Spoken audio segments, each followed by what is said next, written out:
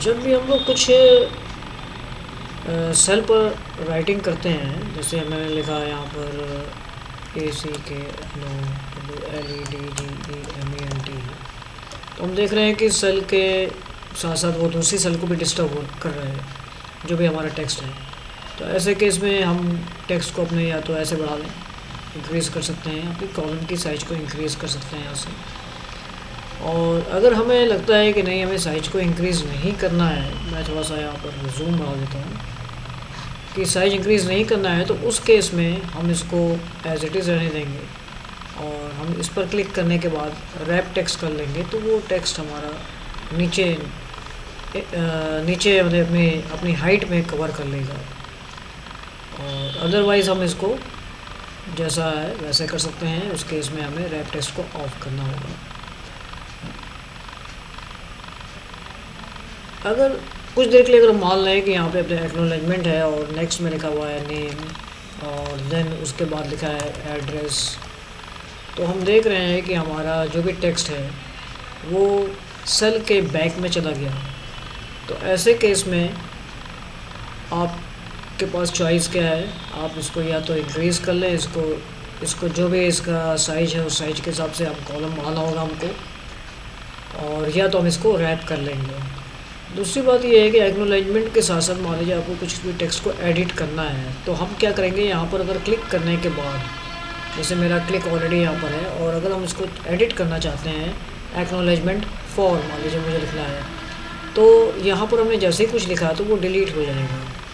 तो ऐसे में करना है क्या है, या तो हम इस पर डबल क्लिक कर लेंगे तो वहाँ पर स्पेस यानी कर्सर शो होने लग रहा है, और अब हम लिखेंगे फॉर। तो इस तरह से आपको सेल को एडिट करना है और बाद में इसकी साइज़ थोड़ा सा बढ़ानी पड़ेगी।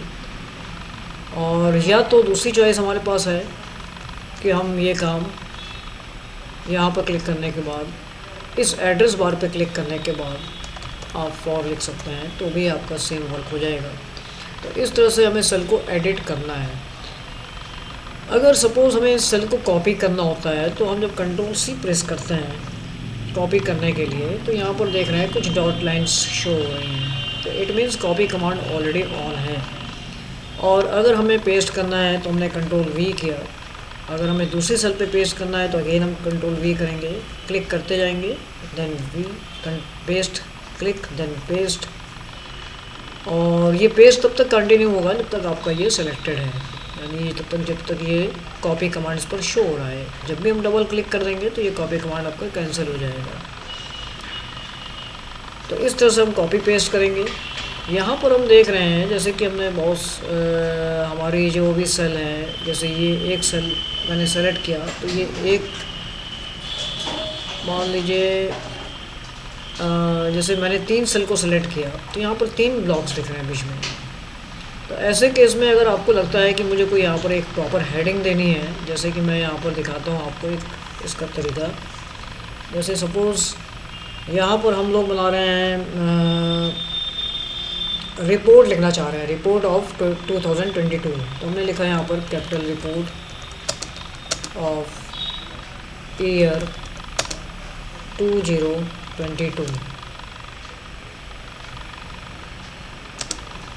ठीक है। और हमें इसको ऐसा लिखना है कि जैसे कि मान लीजिए आपका नीचे हमने लिखा हुआ है सीरियल नंबर, नेम,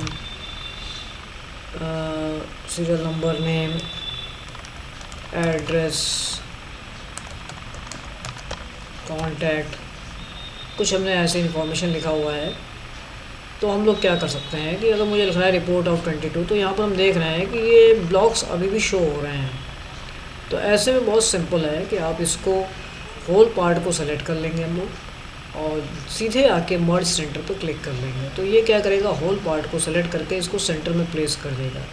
और क्यों हमने ऐसा किया, क्योंकि सपोज़ आपको इसको एक ब्लॉक बनाना है, तो जब अगर हम पहले के केस में अगर ब्लॉक बनाते हैं, देखिए मैं आपको दिखाता हूँ, पहले के केस में अगर हम इसको ब्लॉक बनाएंगे तो ये सेक्शंस क्रिएट करेगा। यहाँ पर ये देखिए यहाँ पर एक लाइन आ रही है, तो अगर हमें इस सेक्शन को नहीं शो करना है तो हम क्या करेंगे, फिर से मैंने Ctrl+Z करके एक अंडू कर लिया और हम इस पार्ट को सेलेक्ट करके एक मर्ज सेंटर से क्रिएट करने के बाद देन एक ब्लॉक क्रिएट करेंगे, तो ये थोड़ा सा सिस्टमेटिक लगेगा। ये देखिए, अब अगर हम इसको कंट्रोल पी से देखना चाहें तो हमें ये इसका जो लुक है वो थोड़ा सा सिस्टमेटिक लग रहा है यहाँ पर। तो इस तरह के वर्क करने के लिए हमें मर्ज सेंटर का यूज़ करना होता है। मर्ज सेंटर में और भी पार्ट है, मैं भी आपको ये बताऊंगा। मर्ज सेल्स है, हम लोगों ने मर्ज सेल्स किया, या ये कह सकते हैं मर्ज एंड सेंटर, दोनों जो वर्क है वो मिलता जुलता है। मर्ज सेल्स करेंगे तो वो भी मर्ज जाएगा, यानी हमें अच्छा एक बात और है, मर्ज सेल्स करना है तो आपके पास एक टॉपिक होना चाहिए या सेम टॉपिक होना चाहिए। सपोज जैसे सीरियल नंबर लिखा है हमने, अगर हम इसको मर्ज सेल्स करते हैं तो ये इन सब के लिए एक कॉमन पार्ट हो जाएगा। यानी अगर ऐसे केस में अगर आपको मर्ज सेल करेंगे तो आपको फिर इसको सेंटर करना पड़ेगा या सेटिंग करनी पड़ेगी, तो उसके लिए फिर ये चॉइस चलेगी, ये लाइक दिस। तो इस तरह से हम इसको सेट कर सकते हैं। तो हमने इसको कुछ मान लीजिए ऐसा ब्लॉक बनाना था, हमको ऐसा टेबल बनाना है, तो हम इसका यूज़ कर रहे थे। अगर वापस इसको कैंसिल करना है तो अनमर्ज कर देंगे तो वापस प्रीवियस पोजीशन में आ जाएगा, और यहाँ पर फिर से हम इसको ब्लॉक ले लेंगे। तो इस तरह से हमें इस पार्ट का यूज़ करना है। यहाँ पर डिक्रीज इंडेंट और इंक्रीज इंडेंट क्या है, मान लीजिए हमारा ये सीरियल नंबर लिखा हुआ है और मैंने इसको इंडेंट बढ़ाया है, तो ये क्या करेगा, मूव कर जाएगा। सपोज़ थोड़ी देर के लिए मान लेते हैं नेम में कुछ नहीं लिखा हुआ है तो वो यहाँ पर शो करेगा, लेकिन उसका एक्चुअल एड्रेस यहाँ पर क्लिक करने पे यहाँ पे कोई वैल्यू नहीं दिख रही, तो इसका मतलब एक्चुअल एड्रेस इसका ये नहीं है। इसका एक्चुअल एड्रेस आपको यहाँ पर क्लिक करने पे अगर यहाँ वैल्यू दिख रही तो इसका मतलब ये सीरियल नंबर ए से बिलोंग करता है, तो यानी A2 इसका एक्चुअल नंबर है, एक्चुअल प्लेस है। क्योंकि अगर आप यहाँ पर क्लिक करने के बाद अगर इसको डिलीट करना चाहें, जैसे मैंने यहाँ पर क्लिक करने के बाद इसको मान लीजिए डिलीट करते हैं हम, तो कोई भी रिस्पॉन्स नहीं मिलेगा। यहाँ देखिए कुछ भी नहीं हुआ, लेकिन अगर हम यहाँ करने के बाद राइट बटन प्रेस करके अगर डिलीट करते हैं तो सीरियल नंबर चला जाएगा। यहाँ से देखिए सीरियल नंबर जा चुका है। तो मतलब ये है कि आपको सेल का एड्रेस सही देना होगा।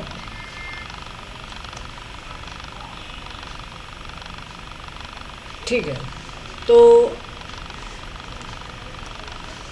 फिर से मान लीजिए थोड़ी देर के लिए आपको इस सीरियल नंबर को इधर प्लेस करना है एक्चुअल पोजीशन पे। और होता है क्या है, जब आप इसको इंडेंट इंक्रीज़ करते हैं तो यहाँ पर भी हम देख रहे हैं कि ब्लॉक एक क्रिएट हो गया, यानी यहाँ पर बीच से मर्ज सेंटर के अकॉर्डिंग जैसा मर्ज सेंटर में देखने को मिल रहा था वैसे ही लुक यहाँ पर भी आ गया है। तो एक तरह से हम कह सकते हैं कि आप इस तरह से भी कर सकते हैं अगर आपको मर्ज सेंटर नहीं करना है। तो यानी हम इंडेंट अगर बढ़ाते रहेंगे तो ये थोड़ी देर देखा जाएगा। मान लीजिए इसमें हम एड्रेस हटा देते हैं तो ये सारे एक ब्लॉक हो रहे हैं। कॉन्टैक्ट नंबर भी थोड़ी देर के लिए हम डिलीट कर देते हैं। तो अगर मान लीजिए इसको हमने और अब मुझे इंडेंट करने के लिए यहाँ पर आना पड़ेगा और यहाँ से हमने इसको इंडेंट बढ़ाया तो देखिए पूरा का पूरा एक ब्लॉक हो गया। और पूरा एक ब्लॉक होने पे अगर हम इसको सेलेक्ट कर रहे हैं तो इसको पूरा एक ब्लॉक शो कर रहा है। इसमें आने के बाद सेंटर कर देंगे तो अब क्या हो रहा है, सेंटर करने के बाद ये हमें वैसा रिस्पॉन्स नहीं दे रहा है जैसा हम मर्ज सेंटर में देखने को मिल रहा था। तो यानी आपको अगर ये इंडेंट बढ़ाते हैं आप लाइक दिस तो ये इंडेंट से आगे तो बढ़ जाएगा। और अभी आपको जैसे मैंने इसको थोड़ा सा और आगे बढ़ाया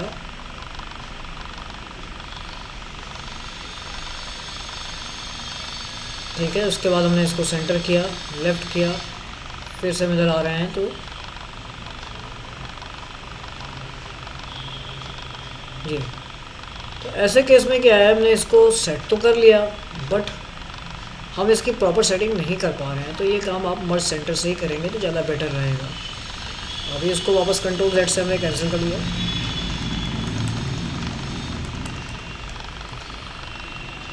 ओके, एक और मेथड है। मान लीजिए आपको लगता है कि मुझे लाइन की हमेशा ज़रूरत पड़ती है प्रिंट आउट में, मुझे इसको अक्सर मुझे लेना है, तो आपके पास एक सीधी सी चॉइस है, आप इसको कैंसिल कर लेते हैं। हम लोग यहाँ से हमने नो बॉर्डर क्रिएट कर लिया।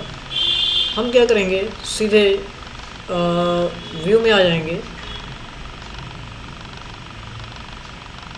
सॉरी व्यू में नहीं, आपको इसके लिए मैं दूसरे सेक्शन में लेके चलता हूँ। डेटा में भी नहीं मिल रहा है, फॉर्मूला पेज लेआउट में। आई थिंक पेज लेआउट में आने के बाद आप यहाँ पर देख रहे हैं शीट ऑप्शंस में। यहाँ पर आप क्या करेंगे, जो भी ग्रिड लाइंस हैं इन सबको अगर आपको लगता है कि प्रिंट में भी शो हो तो आप यहाँ पर प्रिंट पे ऑन कर लीजिए इसको।